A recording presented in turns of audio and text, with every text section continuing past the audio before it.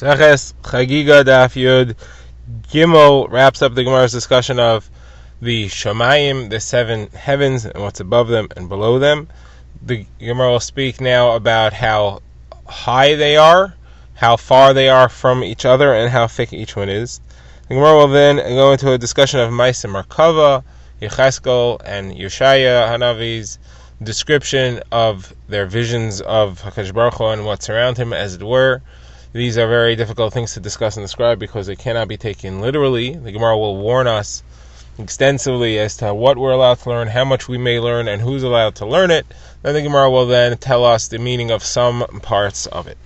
So let's begin. The Gemara says, "As a Bryce of Yechim ben Zakkai says, HaKadosh Baruch Hu in a bas call answered the Rasha Nebuchadnezzar, who said, I was going to climb onto the high, thick parts of the clouds, and I will be like the Creator." So the Baskal said, Rasha, the son of a Rasha, the grandson of Nimrod, the Rasha, who tried to make the entire world rebel against himself. Himself was a euphemism for the fact that he tried to create a rebellion against HaKadosh Baruch Hu at the Dar HaFlaga. And he said as follows: how long is the life of a man? 70 years long, and if it's Begvurais, and it's 80 years long, as the Pasuk in Tehillim says. And how are you going to get to me? From the earth until the first heaven is 500 years travel. The thickness of the first heaven is another 500 years travel. Between that and each of the 7 layers, plus each of the 7 layers themselves, are each 500 years travel. Possibly another layer afterwards is another 500. There's space until the next thing after the 7th level is another 500 years travel. So you have 500 times 15 is about 82 million miles, according to the calculation. From after all that comes the feet of the Chayos. Those are the Malachim that are holding the Kisei HaKavod. The feet themselves are as high as all of this altogether, as all 82 million miles. Then you have the ankles, which are the same height. Then you have the legs, the lower legs, also the same height. The knees are the same height. The upper legs, the thighs, those are the same height. Then you have the torso of the Chayos, which is also the same height. Then you have the necks of the Chayos, which is the same height. You have the heads of the Chayos, which is also the same height. And then the horns of the Chayos, which is the same height. So this is all multiplied many times over. Then you have the Kisei HaKavod itself. So you have the feet of the Kisei HaKavod are as high as all of that. And you have the Kisei HaKavod itself, which is as high as all of that. And then on that you have Melech HaChai V'Kayim Ram V'Nisa Shochein Aleihem. You have Kadosh Baruch Hu, as it were, of course, has no place and has no size, but he, as it were, sits upon them. And then you, Nebuchadnezzar, all you could say is, I will go up and do battle with him, and I will be like him. You're not going to go up anywhere. You're just going to go down below to the depths of the pit. Right now, the Gemara moves on to discuss Ma'aseh Merkava. So Ma'aseh Merkava, we had said, you are not allowed to teach it to one student. Not allowed to teach it to anybody, that means. So the Gemara says, as a Brisa, you are allowed to teach Rashi Prakim. You're allowed to teach the chapter headings.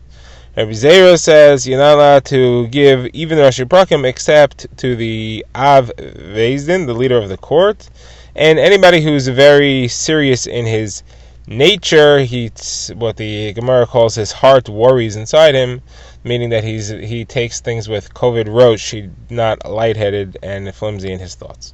The Gemara says that it's possible that there is an additional opinion that says it's only you have to have both things together. It has to be both the Av Vezdin and it also has to be Libo Doig Bikirbi. However, Ami says Sistrei Torah, the secrets of the Torah, which refer to Ma'aseh Merkava, Sefer Yetzirah, Ma'aseh Bereshis, all these things are brisos. Those cannot be given over except to somebody who has 5 traits, which the Gemara will define on a different daf. But the 5 traits are that he's a captain of the 50, he's highly respected, he's an advisor to the wise, and he is understanding of secrets. Now, Rabbi Ami says you're not allowed to give Torah at all to Evdei Kechavim, like it says, he did not do as much to the nations and did not teach them his laws. Now, whereas the incident here where Rabbi Yechanan said to Rabbi Elazar, I will teach you Ma'aseh Merkava, come out, you're ready, I will teach you the Maisa Merkava. And Rabbi Elazar said, I'm not old enough. By the time he was old enough, Rabbi Yochanan had already died. And Rav Asi said to him, come, I'll teach you the Maisa Merkava. So he said, if I would have been Zocheh, if I would have had the merit to learn the Maisa Merkava, Rabbi Yochanan would still be alive and he would have taught it to me. So therefore I'm not going to learn it from you either. Apparently I'm not supposed to learn it. Now Rav Yosef knew Maisa Merkava, and the elders of Pumbedisa knew Maisa Bereshis. Again, these are all sets of Baraisas that describe and translate these things. So the Sabi, the elders of Pumbedisa, said to Rav Yosef, teach us Maisa Merkava. So he said to them, you teach me Maisa Bereshis. Okay, it was a deal. So they taught him Maisa Bereshis, and then they said, now teach us Maisa Merkava. So he said, okay, but I'm thinking about it, and I don't think you're actually ready to learn Maisa Merkava. Not that he fooled them, but he realized at the time that they weren't ready, and he quoted the pasuk, Dvash v'cholav tachas lashonech. Honey and milk under your tongue, things which are as sweet as milk and honey, should stay under your tongue. You shouldn't give them out to others. Rabbi Abo said you see a similar thing from a different pasuk, Kavasam levushcha, that's sheep for your clothing, but we read it as things which are kivshono sha'olam, which are the hidden things of the world, should stay tachas levushcha, should stay under your clothing, keep it to yourself. So they said we've already learned part of it. They said we've learned up until the last two psukim where it says Vayomer Elai ben Adam, where they speak to him. So he said that's, if you've learned that already, then you've learned Maisa Merkava, really, because that's the main part of the Maisa Merkava. The Gemara now asks, is it true that until there is what is the essential part of Maisa Merkava, we have a Brisa that says otherwise. Brisa says, how long is Maisa Merkava? So Rabbi says it's until the second time, or the last time you have the word Va'era. Yecheskel says Va'era, I saw this, I saw that, I saw this, I saw that. So in Pasuk Chav Zayin, is the last time Va'era appears, that's the end of it. Rabbi Yitzchak says it's until the word Chashmal. Chashmal is a description of something Yecheskel saw, of some type of malachim or some feature of the scene, which the Gemara will discuss later. So when he discusses that, up till there is Maisa Merkava. Now these last two psukim that Rav Yosef said is the essential part of Maisa Merkava, those are after all that, so that can't be part of it. So Gemara says, no, what the Brisa means is to say is up till there you're allowed to learn. The part you're not allowed to learn, unless you're on the level, is the part that Rav Yosef was referring to, which he was saying is the main Maisa Merkava. So the Gemara spells out two ways of structuring what you're allowed to learn and what you're not allowed to learn. So the first way is that until Va'era, or until Chashmal, you're allowed to learn it normally. From then on, you're only allowed to teach the Rashi Prakim, only the headings. And some say until there, you're only allowed to teach the Rashi Prakim, and then from there on, you're not allowed to learn at all. If somebody can learn it on his own and understand it, great, but it cannot be taught. Now the Gemara asks, is it true you're allowed to learn the word Chashmal at all? You're not allowed to learn anything about the word Chashmal, because it was an incident which we're going to bring shortly with a young man who learned the word Chashmal. He understood what it means, and a fire came out and ate him up. The Gemara says it was different because he was young. Someone who's young cannot, but someone who's reached a proper age is allowed to. Then the Gemara quotes the incident, and this is the story quoted in Masechah Shabbos about how Sefer Yecheskel was saved from Geniza. Somewhere says that Rabbi Huda says, you remember Chananya ben Chizkiyahu ish l'toiv, because Sefer Yecheskel, the Chachamim wanted to remove it. They wanted to put it in Geniza because it has things in there which contradict the Torah. There are korbanos which are said not the same way they're said in Torah, and halachas for kohanim. They seem to contradict the Torah, so they wanted to get rid of it. So Chananya ben Chizkiyahu took 300 barrels of oil and he went into an upper floor of a house, and he stood there and he stayed there until he was able to resolve the contradictions and gave those answers out, and that was accepted, and that was how Sefer Yecheskel was actually saved. Now there was another incident that happened, and that's the one we quoted earlier, where there was people learning Sefer Yecheskel, and it was a child who was learning the Maisa Merkava, and he expounded on the word Chashmal, and his fire came and burned him, and people, because of that, wanted to get rid of Sefer Yecheskel because there's a sakana involved, it's dangerous. Chananya ben Chizkiyahu said, not so fast. This child was a special chacham, and he was able to learn it. He was a chacham, but he was too young, and that's why he had this issue. But most children won't be wise enough to learn it at all, and most adults will be able to learn it without being burned by it. Now the Gemara tells us a little bit about Ma'aseh Merkava itself. First of all, the Gemara says, what is the meaning of the word chashmal? It's important to note, chashmal in modern Hebrew means electricity that is far from the actual meaning of it. It is some spiritual emanation. The Gemara says it's a contraction of the term chayos eish memalos. The chayos speak fire. And from here on to the end of the daf is all allegorical. We cannot possibly understand any of this in the way it sounds. There are no form and shape to HaKadosh Baruch Hu or to the malachim that are with him. So it all has to be understood that it's not understood. So there's a brisa that says there are times in which the chayos speak and times they are silent. When HaKadosh Baruch Hu is speaking, they are silent. When HaKadosh Baruch Hu is silent, then they speak. Next, it says that the chayos ran back and forth. Rotzav v'shov k'mari habazak. Where it says, what's rotzav v'shov? They run back and forth. And where it says they look like a flickering flame coming out of a furnace. Some explain that means that they put their head above the layer of ferocious ice which exists above where HaKadosh Baruch Hu, as it were, is in the Rakia. So they would put their heads up briefly to look or to be, and then remove it right away out of fear. So it looked like a flickering flame coming out of a furnace.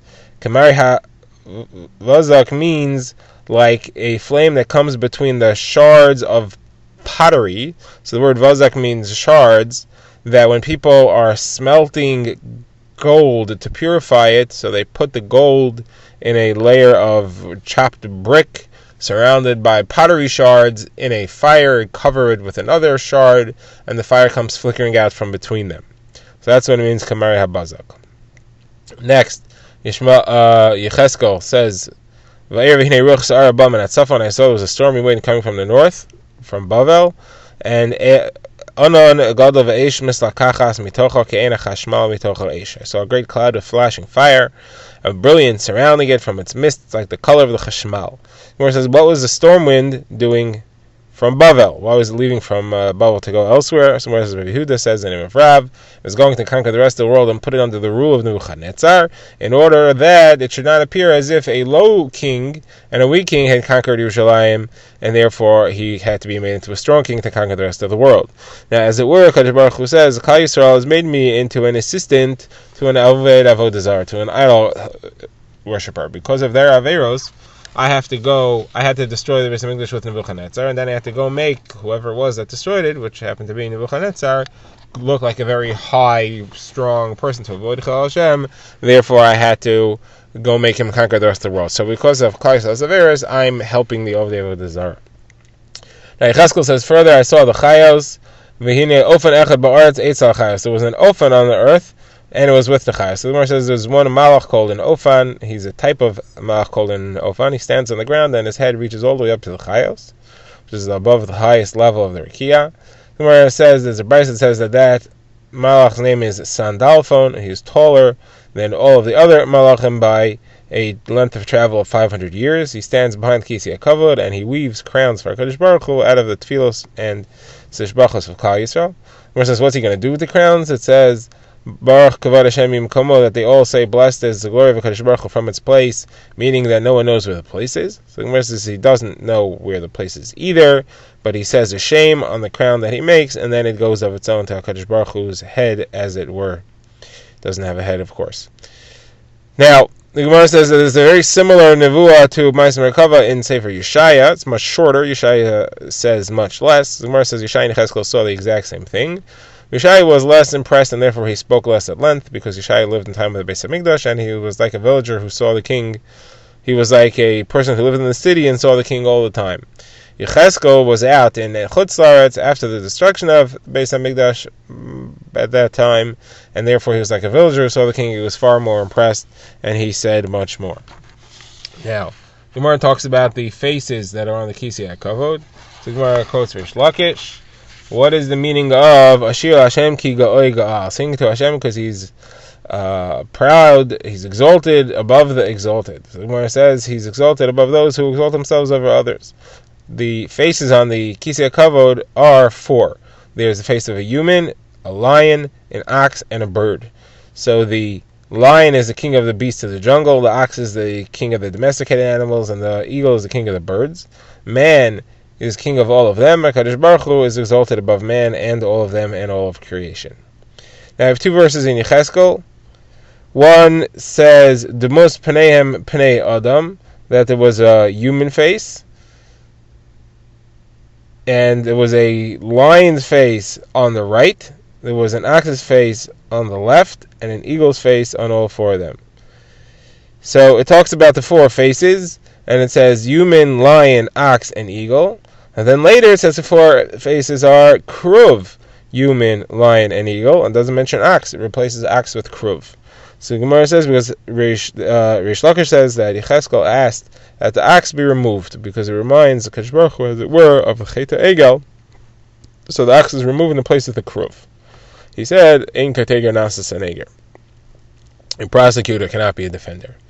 So Gemara says, now what's a kruv? So Gemara says, kruv is a child. In Aramaic, in Bavel, they use the term ruv for a child, so kiruv is like a child.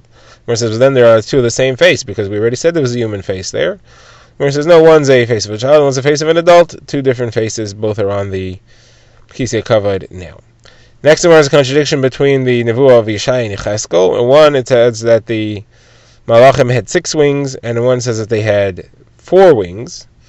So, which is it? The Gemara says, in the time of Yeshai, they had 6 wings because the Beis Hamikdash still stood, but in the time of Yecheskel, they had only 4 wings, 2 were removed. So Gemara says, what are the 2 that were removed? Yecheskel, Yeshai describes that 2 would cover its face, 2 would cover its legs, and 2 it would fly and sing Shira. So the Gemara says, which one is it? The Gemara says, it's the 2 that it would use to fly and sing Shira, and we can learn that from a connection of 2 psukim with Gzeira Shava. It says, B'shtayim Ye'ofef V'kar Zal Zeva Amar, uses the word ofef to describe those 2 wings, and then in a pasuk in Mishlei it says, Hata'if Einecha Bay Ve'inanu, you'll throw your eyes, you'll fly your eyes at it, and then it's gone. So it uses the word ta'if connected to Ye'ofef, and that is the one that it disappeared.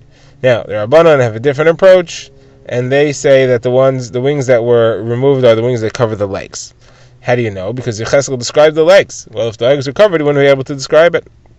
And Gemara says, no, that's not a proof. Maybe the legs were uncovered briefly. Maybe the wings moved and they opened and closed and he was able to see the leg. As a matter of fact, I'll prove that has to be the case, because Yecheskel also described their face. He said they have a human face.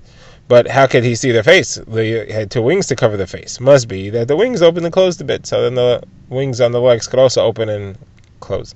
Gemara says, no, that's not a proof to your disproof of my proof, because it makes sense for the Malachim to uncover the face if they're standing before the Master, before HaKadosh Baruch Hu. It doesn't make sense for them to uncover the legs.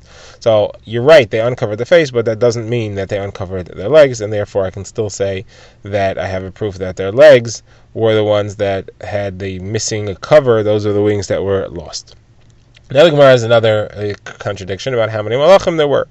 The Gemara says that we have a pasuk in Sefer Daniel that says Elef Alfin Yisham Shunei, thousands are serving him. That's 1,000,000. And Rivavon Kodamahi Yikumun, Riboy Rivavon Kodamahi Yikumun. There are 10,000 10,000s, so that would be 100,000,000 that stand before him. But then there's a different pasuk, this one in Eov, that says Hayesh Misbar Ligdudov. Is there a number for his legions? Implying that they're infinite. So if so, that contradicts the source that says that there's 1,000,000 or 100,000,000. Versus not a kasha. During the time of the Beis Hamikdash, they were infinite. It was reduced after the Beis Hamikdash was destroyed, and then there were a limited number.